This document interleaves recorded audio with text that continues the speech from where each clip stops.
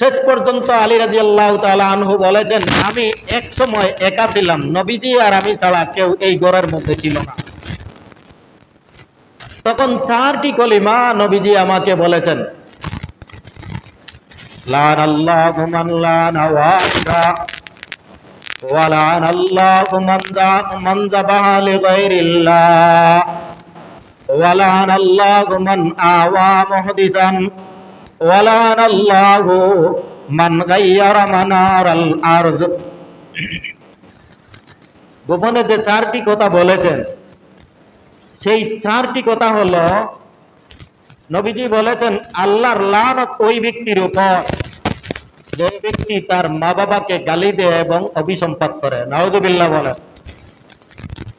2 নম্বরে নবীজি বলেছেন আল্লাহর লানত ওই ব্যক্তির উপর যেই ব্যক্তি আল্লাহ ছাড়া অন্যর নামে জবাই করে, আল্লাহ ছাড়া অন্যের নামে জবাই করে। আল্লাহ কোরআনে বলছেন আল্লাহর নাম উচ্চারণ ব্যতীত সেই জন্তু জবাই করলে তা তোমরা খেও না, হারাম। আর নবীজি আল্লাহর পক্ষ থেকে ঘোষণা দিয়েছেন যে আল্লাহর নাম ব্যতীত অন্যর নামে যদি কোনো জন্তু জবাই করে, তা উৎসর্গ করে, তবুও ওই ব্যক্তি আল্লাহর অভিশপ্ত, আল্লাহর লানতপ্রাপ্ত। নাউজুবিল্লাহ বলেন। 3 নম্বর কলিমা হলো ওয়ালানাল্লাহু মান আওয়া মুহদিসান। আর ওই ব্যক্তির উপর আল্লাহর লানত যেই ব্যক্তি কোনো বেদাতীকে আশ্রয় দিবে, যেই ব্যক্তি কোনো বেদাতীকে আশ্রয় দিবে। বেদাতি বুঝেন তো? আমাদের দেশে এই বেদাত শব্দ নিয়ে ইসলামী শরীয়তের পরিভাষা কিছু হলো উরফে আম, আর কিছু হলো পরিভাষা, কিছু হলো শাব্দিক অর্থ।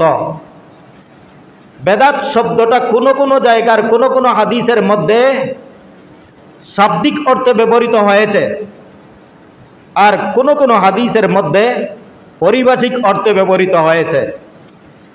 বেদাত শব্দের শাব্দিক অর্থ হলো যে নতুন আবিষ্কৃত কোনো কিছু, চাই এটা শরীয়তের বিধান হোক অথবা দুনিয়াবি কোনো বস্তু হোক, নতুন কিছু আবিষ্কার করলে এই আবিষ্কৃত বস্তুকে আরবি অভিধানের পরিভাষায় অভিধানগত দিক দিয়ে তাকে বেদাত বলা হয়। কিন্তু শরীয়তের পরিভাষায় বেদাত বলতে হলে শর্ত আছে। কে আছে? শর্ত আছে। যেই আমলটা ইবাদতের ক্ষেত্রে, যেই ইবাদতটা খায়রুল কুরুনের মধ্যে ছিল না, নবীজির যুগেও ছিল না, সাহাবাই কেরামের যুগেও ছিল না, তাবিনের যুগেও ছিল না, এই 3 যুগে প্রয়োজন থাকা সত্ত্বেও কোনো দিন করেন নাই, পরবর্তী উম্মতরা সওয়াবের আশায় যদি এমন কোনো ইবাদত আবিষ্কার করে, তাহলে তাকে ইসলামী শরীয়তের পরিভাষায় বেদাত বলে। কথা বুঝে আসছে?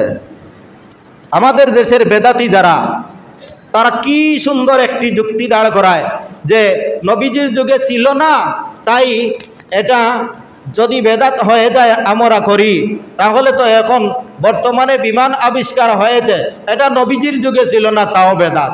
এটা কি ইবাদত? এটা কি ইবাদত? না সওয়াবের কাজ, না দুনিয়ার প্রয়োজনীয় আসবাবপত্র? এই কারণে অনেক সময় এমন সাধারণ মানুষে তো শরীয়তের পরিভাষাও বুঝে না, এই পরিভাষার কয়েকটা শর্ত তাও বুঝে না, কয়েদও বুঝে না, যার কারণে যা ইচ্ছা তা মন গড়াভাবে বলে দিতে থাকে। ইসলামী শরীয়তের পরিভাষায় বেদাত বলা হয় যেই ইবাদতটা, যেই আমলটা আল্লাহর নবী করেন নাই, সাহাবায়ে কেরাম করেন নাই, তাবিনে আযমও করেন নাই, আর ওই ইবাদতটা সওয়াবের উদ্দেশ্যে পরবর্তী কোনো উম্মত যদি করে থাকে, তাহলে এটার নাম বেদাত। কারণ সওয়াব যদি করতে হয়, সওয়াবের আমল যদি করতে হয়, এগুলোর প্রবর্তন আল্লাহর নবী করেছেন, আল্লাহর নবী অনুমোদন দিয়ে গেছেন, যার বাস্তবায়ন করেছেন সাহাবায়ে কেরাম, তাবিনে আযম, তাদের সার্টিফিকেট আল্লাহর রাসূল দিয়েছেন। খায়রুল কুরুনি কারনি সুম্মাল্লাযী সুম্মাল্লাযীনা ইয়ালুনাহুম সুম্মাল্লাযীনা ইয়ালুনাহুম। এই যুগ সমূহের মধ্যে মানব জাতির মধ্যে শ্রেষ্ঠ মানব হলো আমার যুগের মানুষ, অর্থাৎ আমি এবং আমার সাহাবা। আর 2 নম্বরে তাদের সাথে সম্পৃক্ত তাবিনে আযম। 1 নম্বর নবী করিম সাল্লাল্লাহু আলাইহি সাল্লামের যুগ, 2 নম্বর সাহাবায়ে কেরামের যুগ, 3 নম্বর তাবিনের যুগ। এই 3 যুগের মডেল হলেন উলামায়ে কেরাম। এখানের মধ্যেও একটা শর্ত, কারণ এই 3 যুগের রাজা বাদশারা যা করছে এগুলোও যদি শরীয়তের দলিল হয়, তাহলে এজিদের অপকর্ম শরীয়তের দলিল হবে, ওবায়দুল্লাহ ইবনে জিয়াদের অপকর্ম শরীয়তের দলিল হবে, শিমারের অপকর্ম শরীয়তের দলিল হবে। যার কারণে সেই 3 যুগের হক্কানি উলামায়ে কেরাম, দিনদার উলামায়ে কেরাম, দিনদার সাহাবায়ে কেরাম সব নিরেট, এবং সকল সাহাবায়ে কেরাম সমালোচনার ঊর্ধ্বে, সকল সাহাবায়ে কেরাম সর্বদিক দিয়ে তাদের নেক আমল সমস্ত উম্মতের জন্য আদর্শ এবং মডেল। পদস্খলন আছে, এই পদস্খলন ব্যতীত সাহাবায়ে কেরামের আর নেক আমল যা আছে সব উম্মতের জন্য আদর্শ এবং মডেল। والذين اتبعوهم بإحسان رضي الله عنهم ورضوا عنه।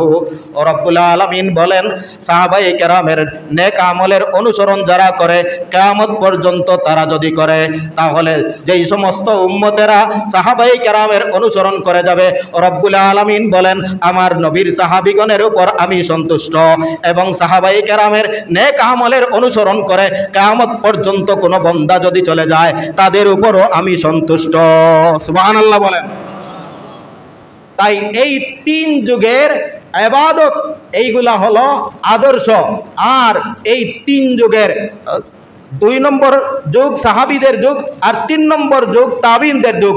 তাবিনদের যুগ মতলকান নয়, সাধারণ নয়, ব্যাপক নয়, দিনদার উলামায়ে কেরাম এবং সেই যুগের মুহাদ্দিসিন ফুকাহায়ে কেরামের আমল হলো আদর্শ, কিন্তু সুর ডাকাত বাটপারের কোনো আমল আদর্শ নাই।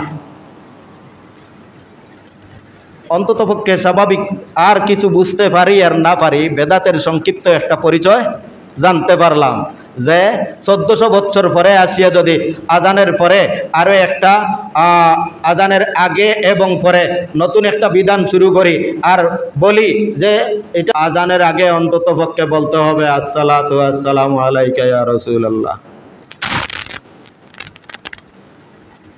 এটা নবীজি বুঝেন নাই, সাহাবায়ে কেরাম বুঝেন নাই, ফুকাহায়ে কেরাম বুঝেন নাই। 1400 বছর পর্যন্ত সিদ্ধান্তমূলক কিতাব লিখে গেছেন, এগুলা কোনোদিনও উল্লেখ করে নাই। তোমার মন গড়া ইচ্ছা মতো এক টুকরা সংযোজন করলে